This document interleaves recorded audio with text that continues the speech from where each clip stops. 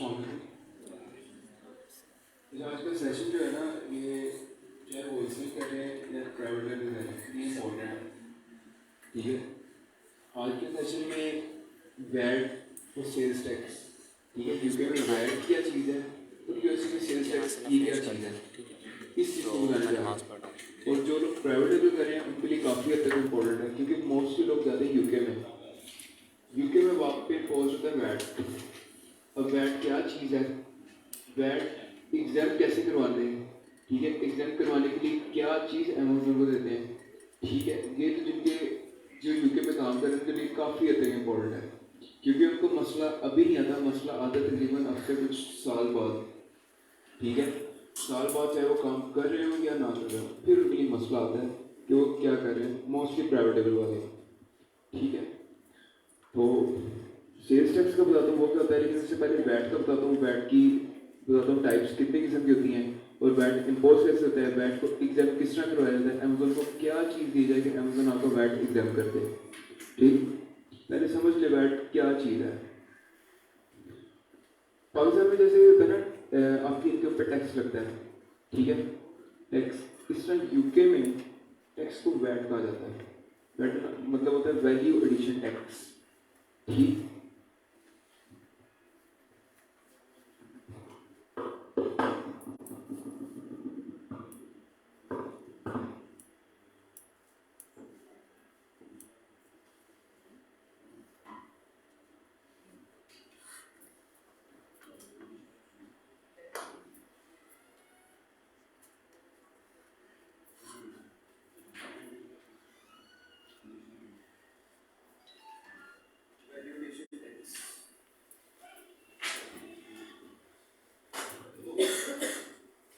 ये वैट क्या चीज़ है, वैट है आपकी इनकम के ऊपर, आपकी इनकम के ऊपर जो टैक्स लगता है उसको यूके में वैट कहा जाता है। ठीक, एक तो ये चीज़ होगी। दूसरा, जब भी कोई भी चीज़ आपने यूके से खरीदी, आप पे वैट लगेगा। ठीक, जब आपने कोई चीज़ यूके से खरीदी या यूके में इंपोर्ट करवाई, आपको वैट लगेगा। ठीक है, पॉइंट्स इसमें कुछ टेक्निकल्स रहेंगे, उनको नोट कर लीजिएगा। कोई भी प्रोडक्ट आपने यूके में इंपोर्ट करवाई, चाहे चाइना से आ रही है, पाकिस्तान से आ रही है, किसी भी मुल्क से आ रही है, यूके की जब बाउंड्री क्रॉस कर गई आप पे वैट लगेगा।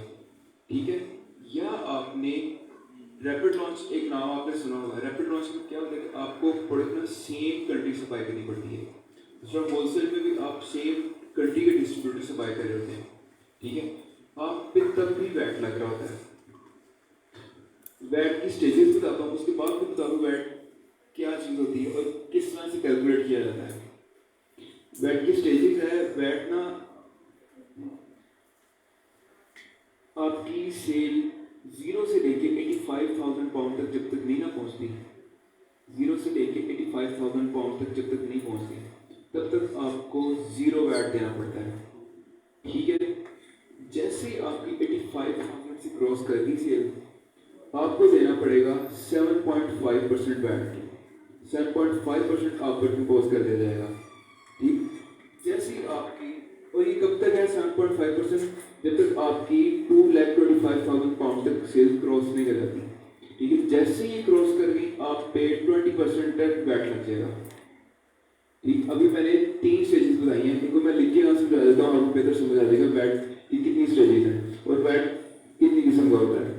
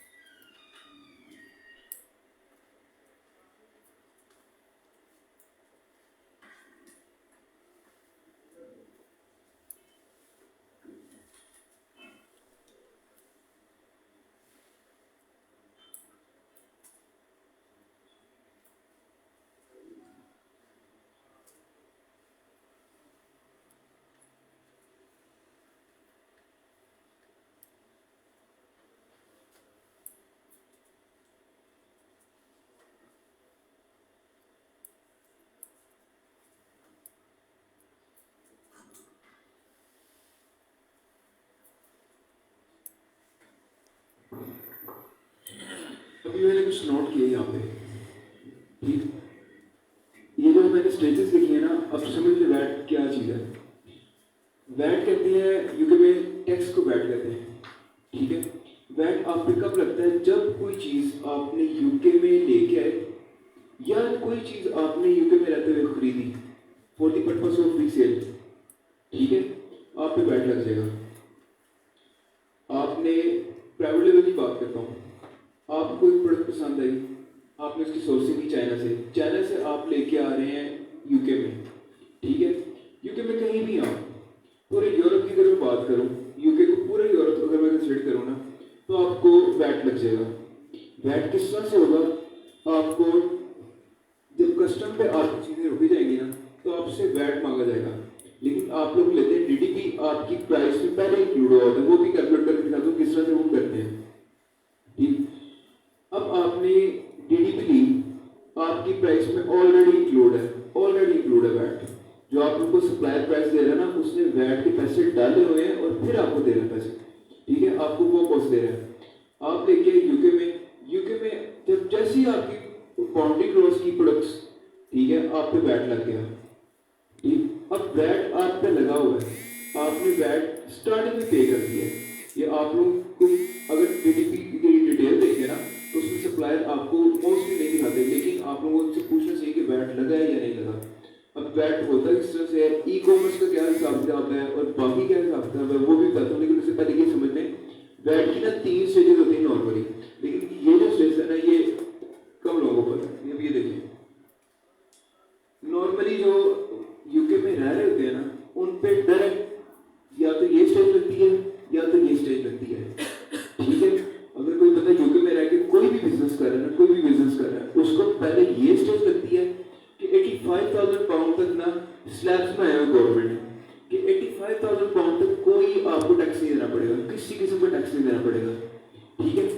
जैसे ही 85,000 पाउंड क्रॉस किया, डायरेक्ट उन पे ये स्टेज आ जाती है, ठीक है। डायरेक्ट ये आ जाती है कि उनको 20% वैट देना पड़ रहा है। लेकिन यूके की गवर्नमेंट ने ई कॉमर्स सेलर जो है ना, ई कॉमर्स सेलर में वॉलमार्ट भी आते हैं, ईबे, इट्स, जितने भी ई कॉमर्स के थ्रू कर रहे हैं, ई कॉमर्स सेलिंग कर रहे हैं, उनको ये फैसिलिटेट किया हुआ। अब यूके की गवर्नमेंट कहती है कि 0 से लेके 85,000 पाउंड तक आपको किसी किस्म का वैट नहीं देना पड़ेगा, ठीक। जैसे ही आपकी क्रॉस की सेल्स, आपको 85,000 पाउंड से लेके 225,000 पाउंड तक 6.5% वैट देना पड़ेगा, और ये पहले साल के लिए होगा, ठीक है। फॉर एग्जाम्पल, मैंने अपना काम स्टार्ट किया, ये जो जनवरी है, मैंने जनवरी में काम स्टार्ट कर दिया, दिसंबर तक देखा कि दिसंबर तक मेरी इतनी यहाँ तक मैं पहुँचा हूँ, मेरे पे कुछ नहीं लगा, ठीक है, 1% उसने मुझे चार्ज नहीं किया। अब मैं नेक्स्ट जनवरी में यहाँ क्रॉस कर गया, मेरा रेवेन्यू यहाँ से क्रॉस कर गया, अब मेरे पे क्या पहले साल के लिए सिर्फ 6.5 वैट लग गया, ठीक है। जैसे ही अच्छा 85,000 से ऊपर चला गया, चाहे मेरा 86,000 है, साल के लिए मेरा 86,000 है, अगले साल में मेरा 86,000 है, तो मुझ पे सीधा ये लग जाएगा। जहाँ से ना समझे तुम बता दीजिए, मैं दोबारा समझा दूंगा, ये डिफिकल्ट कॉन्सेप्ट है, ठीक है, और समझना जरूरी है, क्योंकि मैं मैंने कहा जहाँ से ना समझे पूछ लीजिएगा, मैं बताता हूँ, पूछ लीजिएगा ये क्यों जरूरी है। ये ना, अगर आप एग्जाम नहीं ना करवाते और अगर आपको एग्जाम नहीं होता, आपका वैट चार्ज होता ही रहेगा, आप प्रॉफिट आने का नामो निशान नहीं लेना। यूके में समझ पूछे प्रॉफिट हमारी हर साल 80,000 सेल है, तो वो 80,000 पर के हिसाब से वैट नहीं लगेगा, अपने हिसाब से 80 हो जाएगी, तो पिछले भी काउंट करेंगे टोटल, पिछले साल की टोटल मैं इसी तरह ध्यान रखूँ। ये मोस्टली लोग इस चीज़ को छोड़ देते हैं, ये ना समझा, ठीक है। अभी ज़ैनब को भी एक उसने अपने क्लाइंट का किया, अमेज़ॉन ने एग्जाम नहीं किया, ठीक है, ये कोई मसला आ गया, उसको हर महीने 680-780 पाउंड सिर्फ वैट के नाम पर पड़ा, ठीक है, हर महीने अमेज़ॉन इतना काट रहा है। तो ये ना समझा तो इस तरह ही होता रहेगा, आप प्रॉफिट में आ नहीं सकते, ठीक। ये कॉन्सेप्ट अगर कहीं से नहीं समझा तो पूछ लें, ठीक है। वैट की स्टेजेस समझ आ गई कितनी होती हैं, पहले 0% होता है, जैसे ही आपकी सेल 85,000 पाउंड क्रॉस की, सिर्फ पहले साल की 6.5 लगेगा, ठीक है, सिर्फ पहले साल की 6.5 लगेगा, अगले साल ऑटोमेटिकली 7.5 लग जाएगा।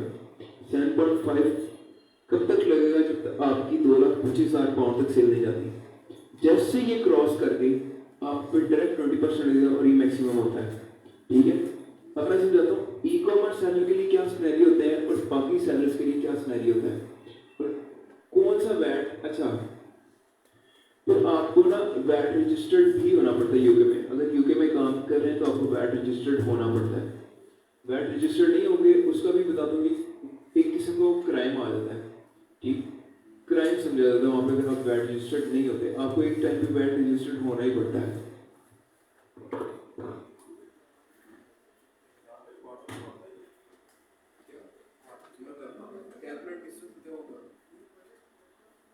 अब सुन लेंगे एक नॉर्मल सेलर है, उसका क्या सिनेरियो होता है।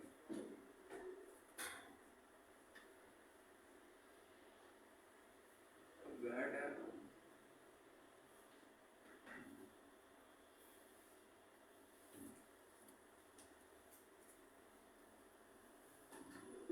नॉर्मल सेल अगर यूके में सेल कर,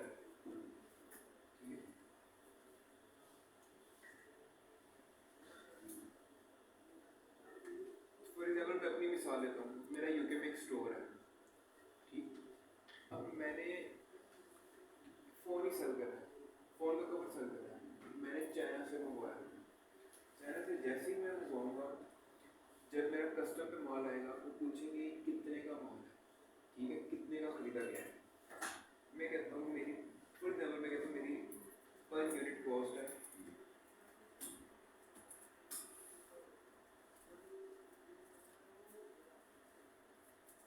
पर यूनिट कॉस्ट है मेरी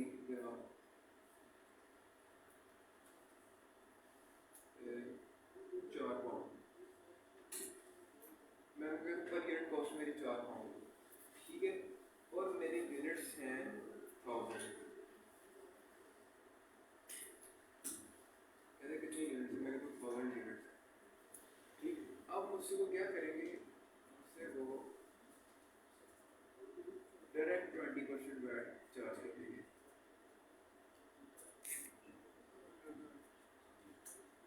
ठीक है। पर यूनिट का इतना बनता है 0.8।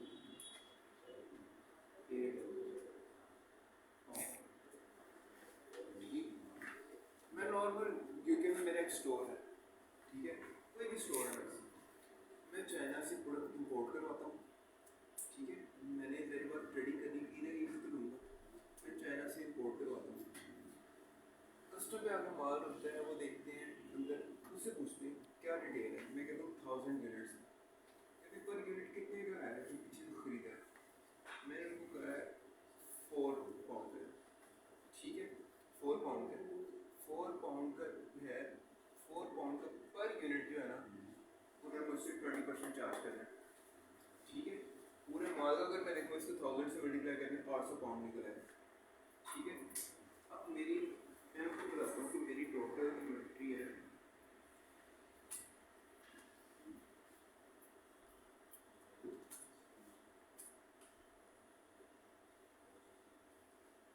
4,000 पाउंड की, उन्होंने मुझसे इस पर 20% वैट चार्ज करना है, वो बनता है जनाब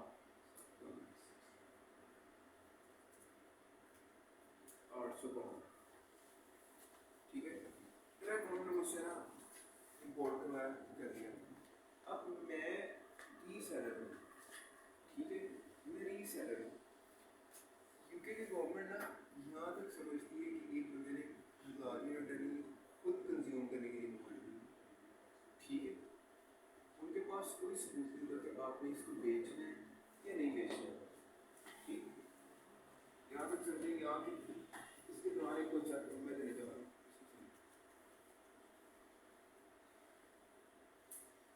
वैट कौन पे करता है, ठीक, वैट पे कौन करता है? वैट जो, एक चीज़ याद रखना, जो बंदा प्रोडक्ट को यूज़ करता है वो वैट पे करता है, ठीक है। जो एंड कस्टमर होता है ना वो वैट पे करता है, ठीक। मैं हूँ एक सेलर हूँ, वाटर बॉटल सेल कर रहा हूँ अमेजोन पे, अब वैट मैं नहीं पे करूँगा, ठीक है। गवर्नमेंट ने मुझसे लेना है, कुछ ले भी लिया है, ठीक है, गवर्नमेंट ने मुझसे ले भी लिया है, ठीक। वैट पे कौन करेगा? मैंने, ये मेरी प्रोडक्ट समझे, मैं 1000 वाटर बॉटल लेके आया, 1000 वाटर बॉटल लेके आया चाइना से, पर वाटर बॉटल मेरी 4 पाउंड की कॉस्ट है, ठीक है। टोटल मार्क मेरा बना 4000 का। यूके की गवर्नमेंट को मैं कहता हूँ कि मैं रीसेलर हूँ और वैट एंड कस्टमर पे करता है, मैं एंड कस्टमर नहीं हूँ, मैं सेलर हूँ। एंड कस्टमर वो बायर है, बायर ने पे करना है, आप बायर से कलेक्ट करो, ठीक है।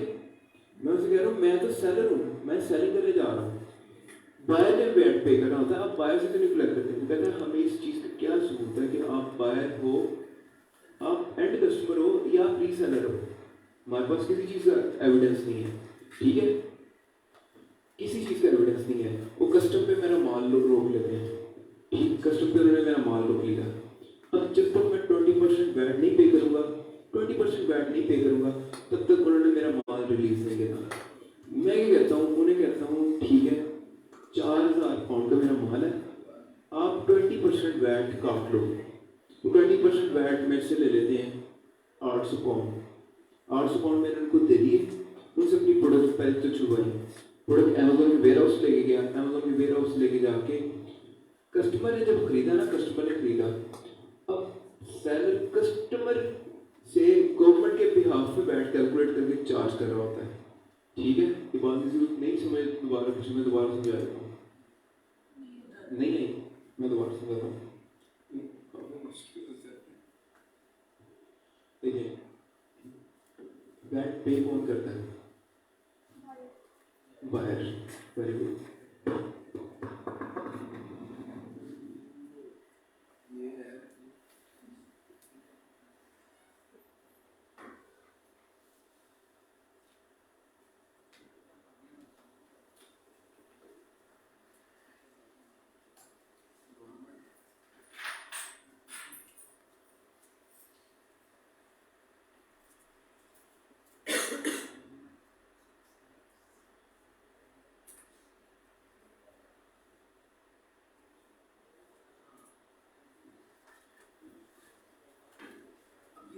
तीन बंदे मैंने लिख दिए, यहाँ से आपको समझाएगा कि क्या चीज़ है। अब प्रोडक्ट यूज करने वाला बंदा ये होता है, बायर एंड कस्टमर। यूके का रूल है वैट कौन पे करेगा? वैट वो पे करेगा जो प्रोडक्ट को यूज करेगा, ठीक है, जो प्रोडक्ट अपने इस्तेमाल के लिए खरीदेगा, ना कि आगे बेचने के लिए खरीदेगा, ठीक है, ये वैट पे करेगा। ये एक मिनट, ये डायरेक्ट गवर्नमेंट को नहीं पे कर सकता, ठीक है। इसमें होता है कि चीज ये लेके आता है चाइना से, ये चाइना से लेके आता है, ये खुद मैन्युफैक्चर कहीं से करवाता है, ठीक है, इसके पास माल है, इसके पास माल है। अब इसने खरीदना ये माल, इससे ये सबने चाइना है, चाइना से माल ये लेके आया ये बंदा, ये बेच रहा है इसको, ठीक है, ये इसको बेच रहा है, ठीक, इसने वैट इसको पे करना है, इसने गवर्नमेंट को जमा करवाना है, ठीक, यहाँ तक समझ आई कुछ। अब जब ये बंदा चाइना से माल लेके आता है, चाइना से माल लेके आता है, गवर्नमेंट इसे कहती है कि मुझे इस बात का क्या पता कि आप सेलर हो या आप उस प्रोडक्ट को खुद इस्तेमाल करने के लिए लाए हो, ठीक है, खुद इस्तेमाल करने के लिए लाए हो या आप सेलर हो, मुझे इस बात का नहीं पता, ठीक। आप एक काम करो, ये आपके जितने यूनिट्स हैं ना, जितने यूनिट्स हैं बताओ कितने के, उस पर इतना परसेंट वैट बनता है, 20% वैट, ठीक। गवर्नमेंट ने मेरी प्रोडक्ट्स अपने होल्ड में रखी हुई है, गवर्नमेंट ने अब मुझे कहा 800 पाउंड जब तक नहीं पे करोगे तब तक आपको आपकी प्रोडक्ट भी रिलीज करवाओ, वो कस्टम में फंसी रहेंगी। अब ये बंदा 800 पाउंड इधर पे करता है, अपनी प्रोडक्ट रिलीज करवाता है, अपने पास लेके आता है, फिर ये भेजता है अमेजोन के वेयर हाउस। अब अमेजोन की वेयर हाउस तक जाती है, ये बंदा बाइंग करता है, ये बाइंग करता है, इसने वैट गवर्नमेंट को जमा करवाना था इसके बिहाफ पे, ठीक। अब इसकी प्रोडक्ट है 4 पाउंड की और सेलिंग प्राइस इसने रखी हुई है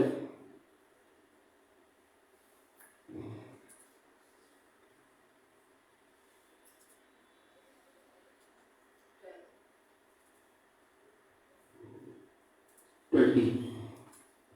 ये 4 की लेके आया, 4 की प्रोडक्ट लेके आया, इसने 20 की बेचनी है, 20 की बेचनी है। अभी 20 की नहीं बेचेगा, इस बंदे को 20 की नहीं बेचेगा, क्योंकि इसने इससे वैट भी कैलकुलेट करना है, ठीक है। इससे 20 की नहीं बेचेगा, इससे बेचेगा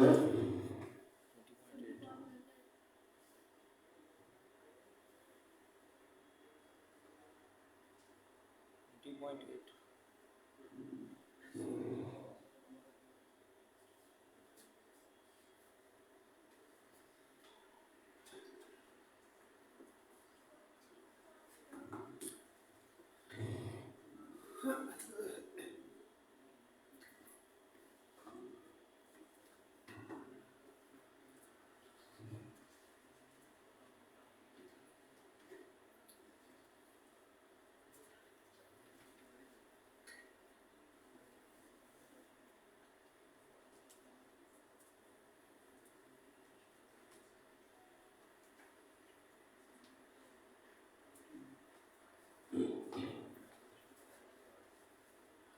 अब वैट मैंने क्या बायर पे करना है, बायर ने किसको पे करना था, गवर्नमेंट को। दरम्यान में मिडिल मैन कौन पड़ता था, सेलर, ठीक है। ये बंदा 4 पाउंड की लेके आया, इसने बेचनी 20 पाउंड की है, ठीक है, 20 पाउंड की। अभी 20 की नहीं बेचेगा, 20 पे 20% वैट डाल के, क्योंकि इसने इससे कलेक्ट करना होता है, गवर्नमेंट के बिहाफ पे कलेक्ट करना होता है। 20% अपनी प्राइस में इंक्लूड करके इतने की बेचेगा, ठीक है, इतने की बेचेगा। अब इसने सेलर ने बायर से 24 पाउंड ले लिए, 24 पाउंड ले लिए, 24 पाउंड ले लिए, 20 इसके पास आएंगे, ये जो 4 ऊपर आएंगे ना, ये गवर्नमेंट को जमा करवा देगा, ठीक है, कि मैंने इससे ही ले लिया। ये कुछ है मैंने पूछा था ये क्यों मतलब आप जितनी ज़्यादा प्राइस जितनी की बेचोगे उतना ही परसेंट उतनी ज़्यादा टैक्स देते तो उतना ही ज़्यादा होगा। सेलिंग प्राइस का 20% लेंगे ना, सेलिंग प्राइस का 20%। ये आपके पास सेलिंग प्राइस 20 उसमें आप 4 एडिशनल अब आपने सेलिंग 24 जो काउंट वो अब सेलिंग प्राइस तो अब उसका जो 20% ही है फिर लेकिन हमने जब गवर्नमेंट को पे किया था तो हमने तो बाइंग प्राइस पे किया था ना। अब ये हम सेलिंग प्राइस पे लेंगे तो हमें वैट ज़्यादा नहीं मिलेगा। अब हम 20 पे 20% ले लें, उधर हमने 4 पे 20% दिया था। दोनों मेरी तो सुन लो, मैं अगले क्या बात कर रहा हूँ, मैंने यहाँ तक समझ आई कि नहीं, जी अभी आप समझ समझ आई है। जिस चीज़ को बहुत आसान ले रहे हैं ना, ये आसान चीज़ नहीं है, ना समझाना आसान है, ना आपके लिए समझना आसान है। आपको ना अभी 20 साल तक वैट नहीं पे करना पड़ना। क्या कुछ समझा रहा हूँ, रुको, इसको नहीं पे करना पड़ना, आपको करना पड़ना है। रुको रुको, अब मैंने इससे ले लिए 4 पाउंड, मेरी बात समझिएगा, इससे आपको मुझे क्लियर हो जाएगा। मैंने गवर्नमेंट से 4 पाउंड अपने पास ले लिए, 4 पाउंड मैंने इससे चार्ज कर दिए वैट के नाम पे। पहले मैंने कितने पे किए हुए हैं, पहले मैंने ये पे किया हुआ है, ठीक है। अब मैंने ये जो चार्ज जमा करूँगी, ये मैंने गवर्नमेंट को साल बाद जमा करवाना है, मैंने गवर्नमेंट को साल बाद जमा करवाना है। अब साल बाद मेरा वैट बनता है 1000 यूनिट है ना, 4000 वैट मैंने पकड़ लिया, मल्टीप्लाई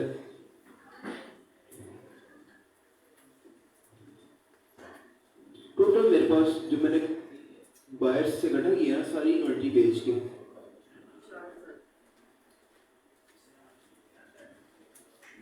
वो ये है।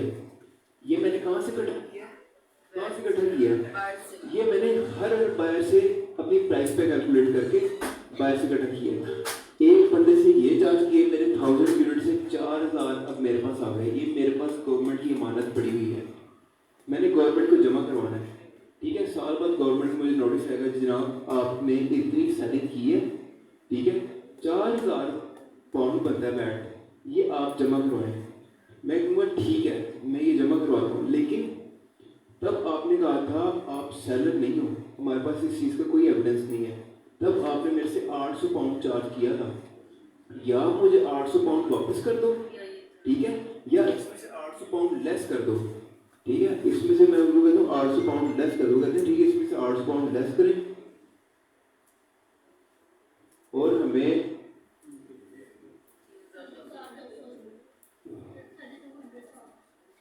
इतना पे कर दें। वैट का थोड़ा कंसेप्ट क्लियर हुआ है कि पे कौन करता है, किस तरह से किया जाता है, ठीक है। वैट हमेशा याद रखिए एंड कस्टमर पे करता है, एंड वाला कस्टमर पे करता है जो प्रोडक्ट को यूज कर रहा होता है, ठीक। अब ये साल बाद उनसे वो करेंगे जी जी तो बिल्कुल, हमारे पास तो अमाउंट फिर आ जाएगी बैग की काफी ज़्यादा आ जाएगी। नहीं उस वक्त हमारे अकाउंट में तो आ जाएगी ना, वापस तो हमने साल बाद उससे करनी है। मैं दो और सिनेरियोस में बताने जा रहा हूँ, क्या है जी जी हाँ, तो जब हम उसमें प्रोडक्ट 1000 हम जब उस